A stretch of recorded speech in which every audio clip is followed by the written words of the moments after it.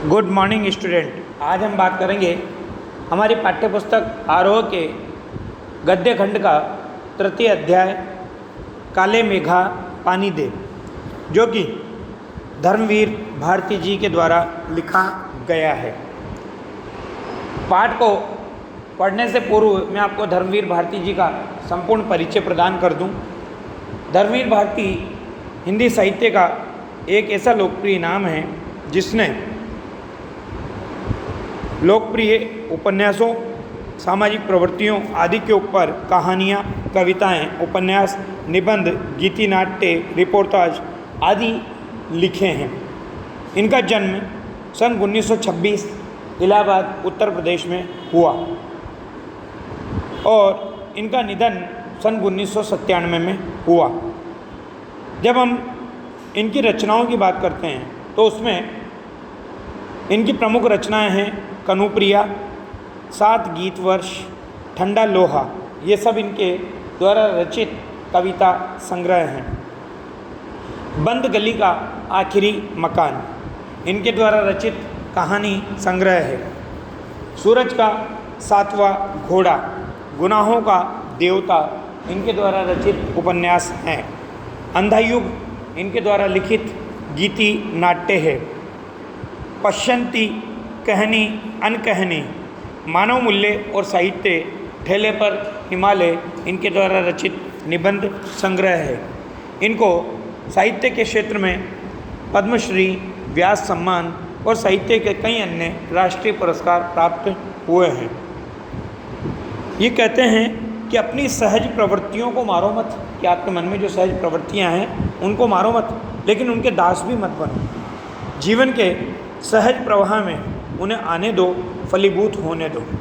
पर यदि वे निरंकुशता से हावी होने लगे तो उन्हें भस्म कर देने की तेजस्विता और आत्मनियंत्रण भी रखो। इनके द्वारा रचित गुनाहों का देवता उपन्यास, गुनाहों का देवता उपन्यास से लोकप्रिय धर्मवीर भारती का आज़ादी के बाद के साहित्यकारों में विशिष्ट स्थान रहा है। उनकी कविताएं, कहानियाँ, उपन्यास, निबंध, गीति नाट्य और रिपोर्टाज हिंदी साहित्य की अमूल्य उपलब्धियां हैं। जब हम धर्मवीर भारती जी के लेखन की बात करते हैं तो उनके लेखन की एक खासियत ये भी है कि हर उम्र और हर वर्ग के पढ़ने वाले पाठकों के बीच उनकी अलग अलग रचनाएं लोकप्रिय हैं। वे मूल रूप से व्यक्ति की स्वतंत्रता के, मानवीय जीवन के ऊपर आने वाले संकटों के और रोमानी चेतना को प्रकट करने वाले एक रचनाकार हैं।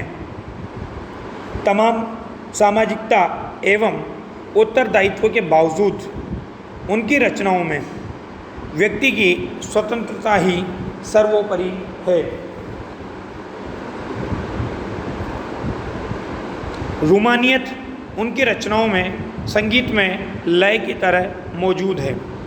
उनका सर्वाधिक लोकप्रिय उपन्यास रहा है गुनाहों का देवता। गुनाहों का देवता एक सरस और भावप्रवण प्रेम कथा है।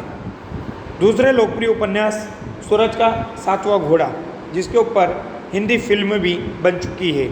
इस उपन्यास में प्रेम को केंद्र में रखकर निम्न और मध्यम वर्ग जो है समाज का, उसकी हताशा का, आर्थिक संघर्षों का, नैतिक रूप से पतन होने का या विचलन का और अनाचार को चित्रित करने का प्रयास किया गया है।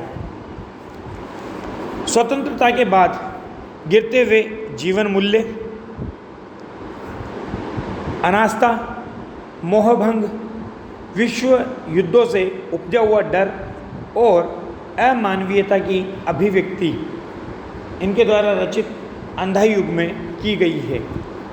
अंधा युग गीति साहित्य के श्रेष्ठ गीति नाट्यों में से एक माना जाता है। मानव मूल्य और साहित्य की पुस्तक समाज की सापेक्षता को साहित्य के अनिवार्य मूल्य के रूप में विवेचित करती है। इन विधाओं के अलावा भारती जी ने निबंध और रिपोर्टाज भी लिखे हैं। उनके गद्य लेखन की जब हम बात करते हैं तो उसमें सहजता और आत्मीयता के भाव हमें दिखाई देते हैं। बड़ी से बड़ी बात को वो बातचीत की शैली में कहते हैं और सीधे पाठकों के मन को छू लेते हैं। एक लंबे समय तक हिंदी की एक साहित्यिक पत्रिका है धर्मयुग, जिसका प्रकाशन वर्तमान में बंद है, के संपादक रहते हुए हिंदी पत्रकारिता को सजा संवार कर गंभीर पत्रकारिता का एक मानक इन्होंने स्थापित किया या बनाया है। यहाँ पर जो संस्मरण प्रस्तुत किया गया है, संस्मरण स्मृतियों के आधार पर रचित रचना, ये प्रस्तुत संस्मरण काले मेघा पानी दे में लोक प्रचलित विश्वास कि लोगों के बीच में जो विश्वास प्रचलित होते हैं और विज्ञान के द्वंद्व का सुंदर चित्रण किया गया है, यानी पीढ़ियों के अंतराल के साथ बदलती सोच को भी बताया गया है। विज्ञान का अपना तर्क है और विश्वास का अपना सामर्थ्य है। इसमें कौन कितना सार्थक है, ये प्रश्न पढ़े लिखे समाज को उद्वेलित करता रहता है कि पहले के लोग सही थे या आज का विज्ञान सही है। ये उधेड़ बुन, ये अंतर्द्वंद की स्थिति इस रचना में चलती रहती है। इसी दुविधा को लेकर लेखक ने पानी के संदर्भ में एक प्रसंग रचा।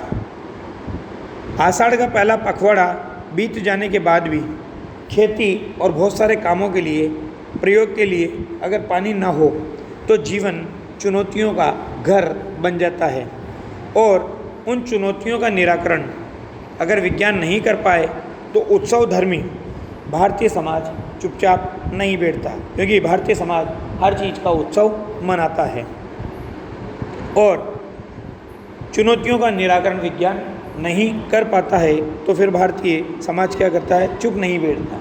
वो क्या करता है, प्रचलित विश्वासों मान्यताओं के आधार पर किसी जुगाड़ में लग जाता है और कोई न कोई प्रपंच रचने लगता है और हर कीमत पर जीवित रहने के लिए अशिक्षा और बेबसी के भीतर से उपाय और काट की खोज करता है। क्योंकि हमारे यहाँ जो माना जाता है, ये परंपराएं, रूढ़ियाँ, अंधविश्वास, इनको किसकी देन माना जाता है, अशिक्षित समाज की देन माना जाता है या मजबूर लोगों की देन माना जाता है, जबकि ऐसा नहीं है।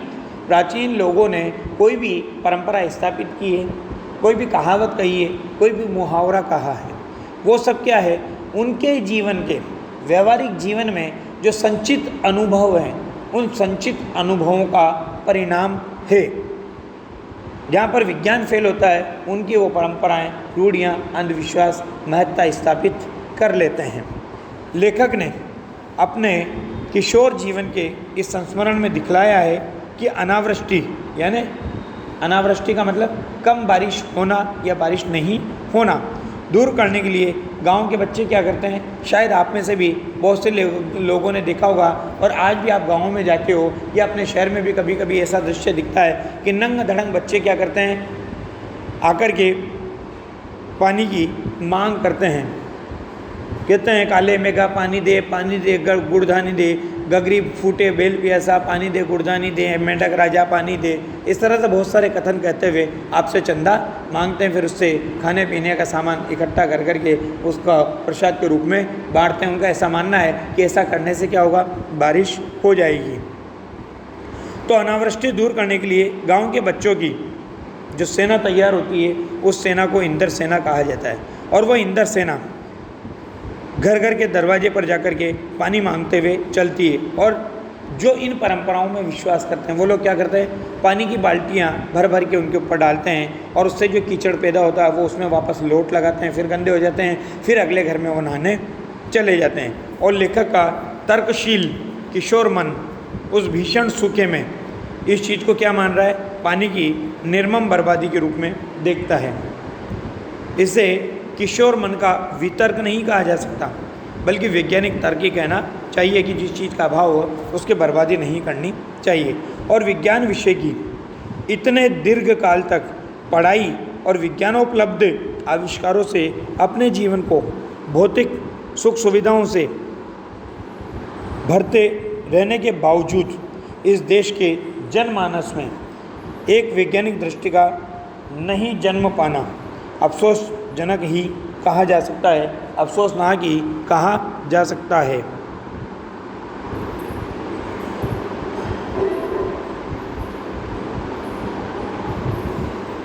पर जनता के सामूहिक चित्त में बैठे विश्वासों का क्या करें, जिनसे संचालित होने वाले कुछ लौकिक कर्मकांड संस्कृति की घटना के रूप में हमें लगते हैं। जैसे आप लोग आज भी देखते हो कि जब बारिश नहीं होती तो लोग यज्ञ करने लग जाते हैं, हवन करने लग जाते हैं, इंद्र भगवान को प्रसन्न करने का प्रयास करते हैं। यदि वे विश्वास प्रत्यक्षतः जानलेवा या नस्ल, जाति, मज़हब और लिंग के आधार पर किसी समुदाय के लिए अपमानजनक हो, तब तो उन्हें अंधविश्वास कहकर उनका अतिशीघ्र हमें क्या करना चाहिए, निराकरण करना चाहिए, और उनका निराकरण ही हमारा एकमात्र कर्तव्य बनता है। पर यदि कुछ विश्वास विज्ञान सम्मत न होकर भी उक्त तरह से अगर हानिकारक नहीं हो, तो उनके साथ भी उसी प्रकार का बर्ताव करना क्या उचित मानते हो? जैसे पानी का नुकसान, ये क्या है, किसी का नुकसान कर रहा है, कोई मज़हब के आधार पर, कोई जाति के आधार पर, तो हमें क्या करना चाहिए इनके साथ? ऐसा करने में क्या हमारे सांस्कृतिक जो मन है, हमारी संस्कृति को जिंदा रखने वाले जो मन है, उसके खाली खाली हो जाने का खतरा नहीं है कि हमारी जो पुरानी संस्कृति थी वो क्या नष्ट नहीं हो जाएगी? विश्वास की भी तो एक रचनात्मक भूमिका हो सकती है। आपातकाल में निराशा दूर करने या अधीरता को थामने अथवा विभक्त जन चेतना को जोड़ने के अर्थ में। अब सवाल रह जाता है कि बारिश के लिए किए जाने वाले उक्त भोले भाले जो प्रयास हैं, वो प्रयत्न हैं, किस कोटि के अंतर्गत है? लेखक ने कोई निर्णय यहाँ पर नहीं दिया है, पर एक बात स्पष्ट होती है कि जीजी की संतुष्टि और अपने प्रति उनका सद्भाव बनाए रखने के लिए वह उन तमाम रीति रिवाजों को ऊपरी तौर पर ही सही अपनाने को बचपन में बाध्य रहता था। इससे क्या संकेत लिया जा सकता है कि विज्ञान का सत्य बड़ा है या सहज प्रेम का रस, या दोनों ही बड़े नहीं हैं? इस प्रकार से इस पाठ में विज्ञान का और प्रचलित विश्वासों का द्वंद्व का सुंदर चित्रण हमें देखने को मिलता है। धन्यवाद।